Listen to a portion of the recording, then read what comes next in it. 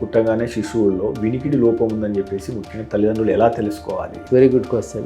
Suppose if they have a hearing problem more than 30 decibels, then they get వీళ్ళకి ఏంటంటే వినిపిస్తే కానీ మాటలు రావు. వినిపించకపోవడం వల్ల మెదడు అనేది మొద్దుబారుతుందా? వినిపిస్తేనే శబ్దాలు మెదడులోకి వెళ్ళి సో మానసిక ఎదుగుదల తగ్గుతుందా? బ్రెయిన్లో ఆ ఏరియా ఇప్పుడు హియరింగ్ సెంటర్, స్పీచ్ సెంటర్ అని ఉంది. మా పిల్లవానికి ఎప్పుడు ముక్కు గారుతూనే ఉంటుంది, ఎప్పుడు జలుబై ఉంటుంది అంటారు కదా. సో ఈ ఎప్పుడు అనేది ఎప్పుడు సమస్యగా మారుతుంది అంటే ఇప్పుడు ఫ్రీక్వెంట్ వర్సెస్ క్రానిక్. ఆ 3 to 6 years ఏజ్లో యూజువల్గా when they go to school and they pick up infections, viral infections from other children.